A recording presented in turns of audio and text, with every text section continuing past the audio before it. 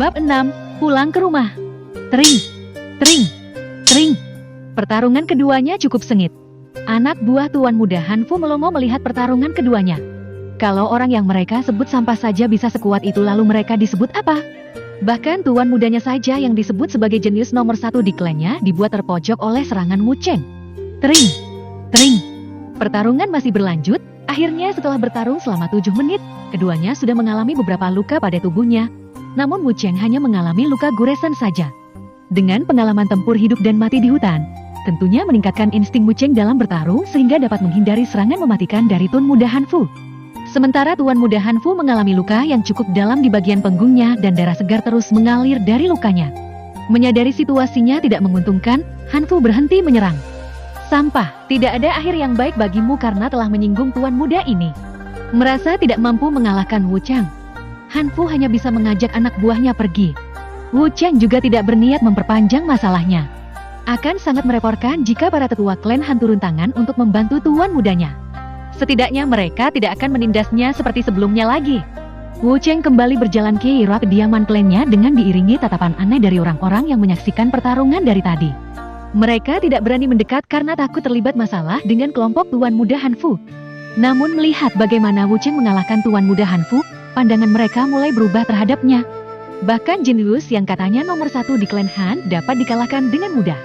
Menurut mereka Wu Cheng bahkan belum mengeluarkan seluruh kekuatannya untuk menekan jenius klan Han itu.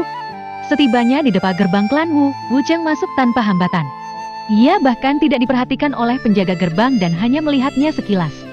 "Ibu, aku pulang," teriak Wu Cheng dari depan kediaman keluarganya. Walaupun hanya anggota biasa di klan, namun ayah Wu Cheng mempunyai kediaman yang cukup besar dari hasil mengerjakan misi di klan. "Chengger anakku," ucap seorang wanita cantik dalam sebuah kamar kemudian berjalan dengan cepat keluar. "Chengger, apakah itu kamu?"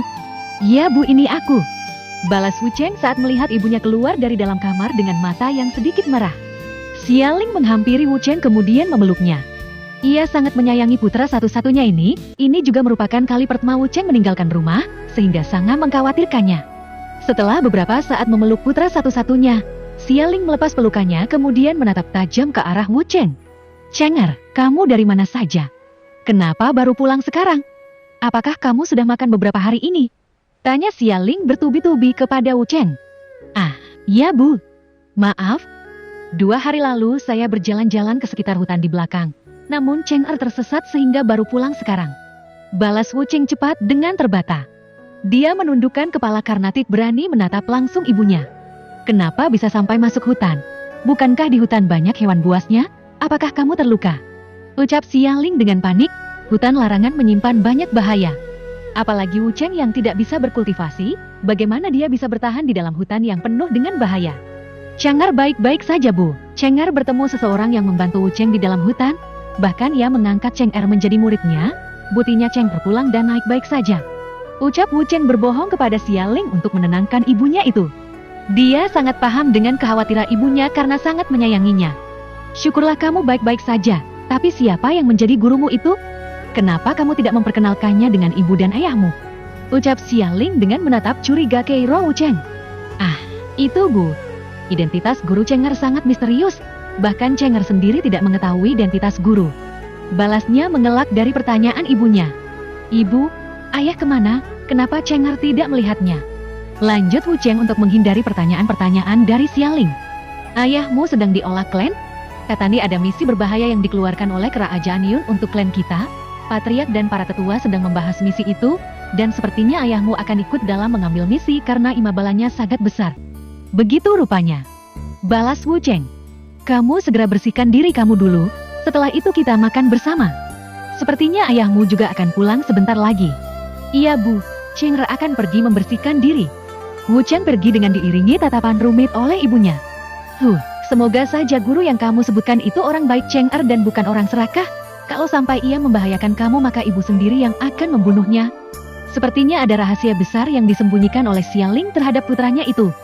Setelah selesai membersihkan diri dan beristirahat sejenak, Wu Cheng keluar kamar dan menuju ruang makan keluarganya.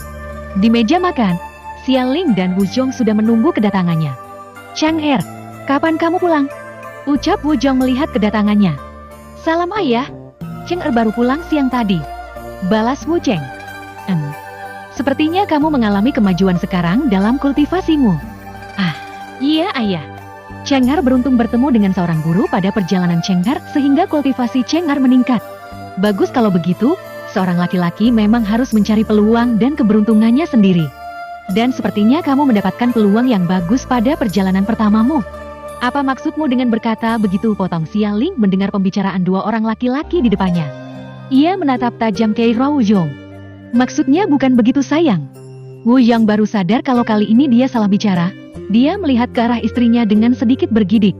Apakah kamu tidak khawatir membiarkan putraku keluar tanpa penjagaan lanjutnya? Bukan begitu sayang.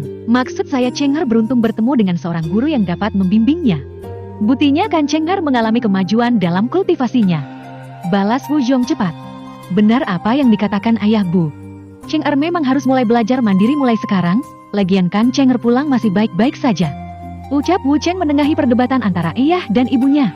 Ia tahu kalau ayahnya tidak akan pernah menang berdebat dengan ibunya. Tanggap Xialing dengan mendengus pelan. Baiklah, kita makan dulu. Nanti lanjut mengobrolnya. Wu Zhang diam-diam melirik Keira Wu Cheng dan diam-diam memberikan jempol untuknya. Dia paham kalau istrinya ini hanya dapat mendengarkan putra kesayangannya. Kalau tidak, perdebatannya tidak akan pernah selesai sampai 7 turunan. Xialing kemudian menyodorkan piring yang berisi makanan kepada Wu Chen.